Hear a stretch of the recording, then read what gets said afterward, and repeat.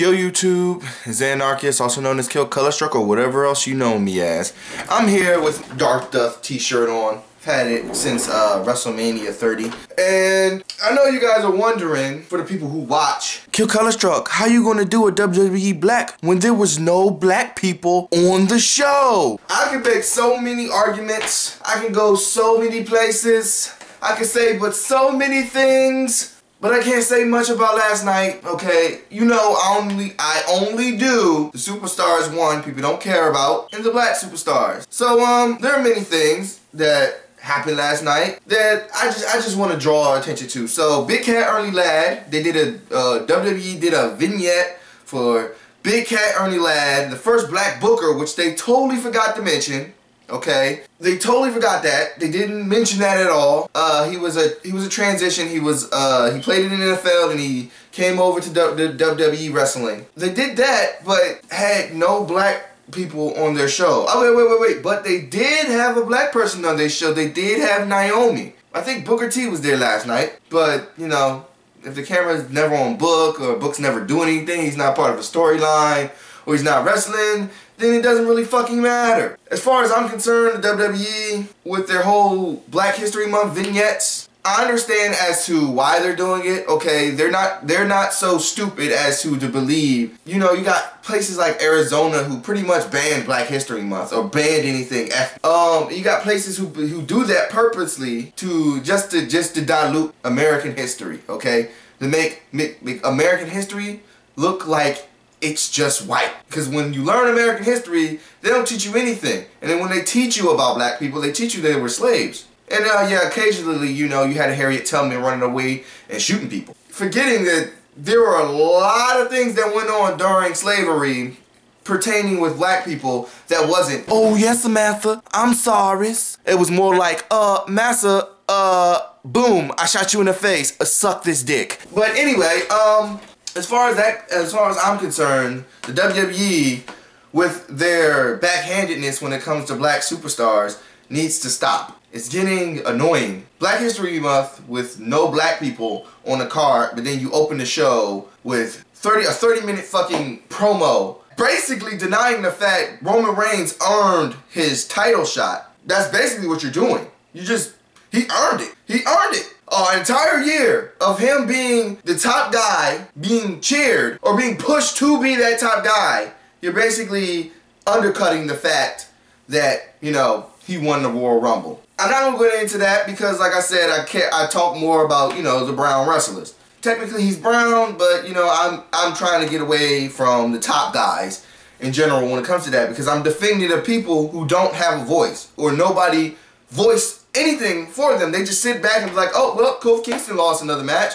Oh, well, Rusev just beat his 25th black guy in, you know, in a 3-month span. You know, that type of thing. So, also, last night, Jerry King Lawler, during the Rusev match, during the Rusev match, made a comment about Maria Sharapova. If you don't know, Sharapova. If you don't know, I'm a tennis fan, mainly for Serena and Venus, because that's what made me start watching tennis. Whatever. Anyway, Maria Sharapova, he said, Maria Sharapova, they couldn't bring the goal home, but the real Russian hero is Rusev. When he said that, it just made me think about stuff. Like, I can connect a lot of things. Maria Sharapova got beat by 33-year-old Serena Big Butt Williams. And that's not all I think about her. She's one of the greatest athletes of this generation and last generation, okay? Great. I'm speechless when I speak about her. She's the greatest. He made that reference and I just keep thinking the WWE has their own Serena Williams, but they won't unleash her. Who do you might ask? I don't know.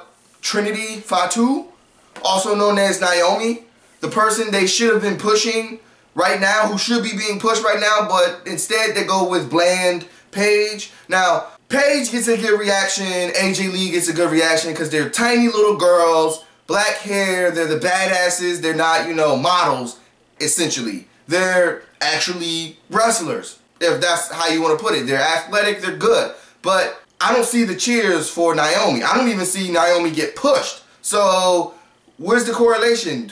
Naomi's coming out with fucking, she's still in that stupid ass storyline. She's in a storyline right now with the Usos, but that's it. She gets no wrestling time, and the last time I seen her, she lost to Alicia Fox. And another thing, Alicia Fox. Why the fuck does Alicia Fox always become the crony? She always becomes a crony. For the last 3 years, she becomes a crony. She becomes the backup for somebody.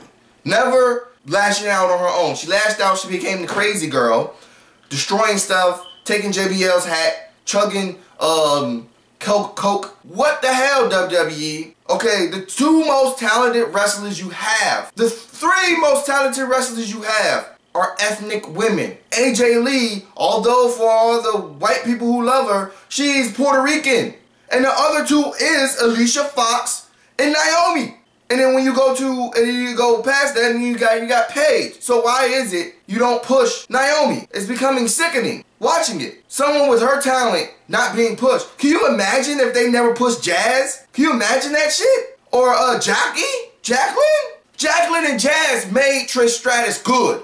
If Trish Stratus never had anybody to wrestle besides Amy Dumas, aka Lita, who was portraying herself as an ethnic woman, I'm not sure. She might be Latino. I bought her book, but I never read it. Okay, that was a stupid thing to say.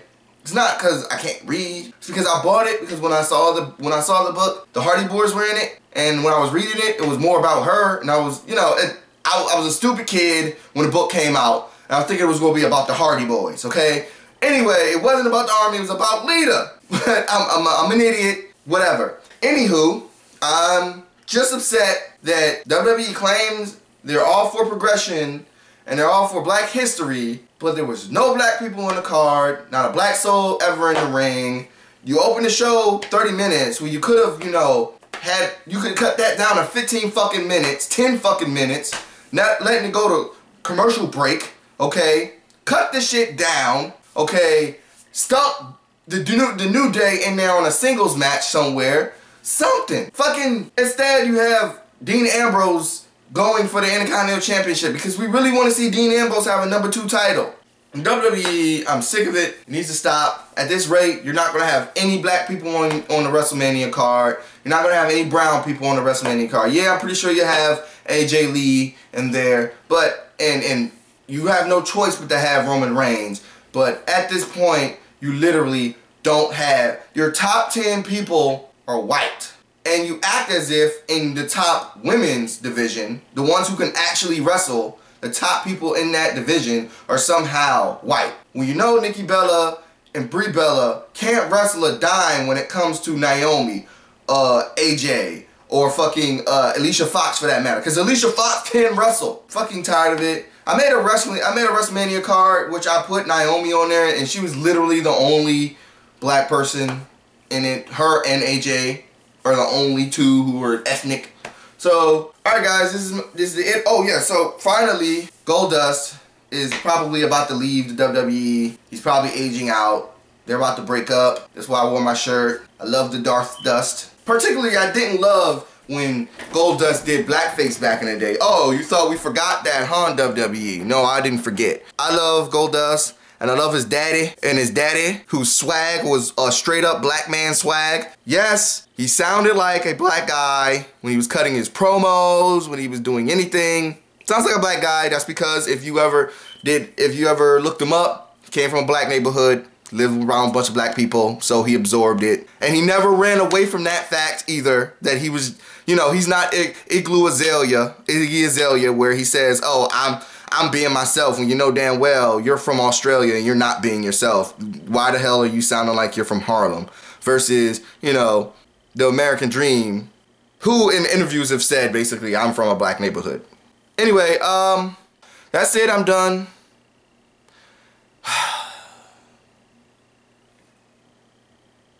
WWE just keeps failing me.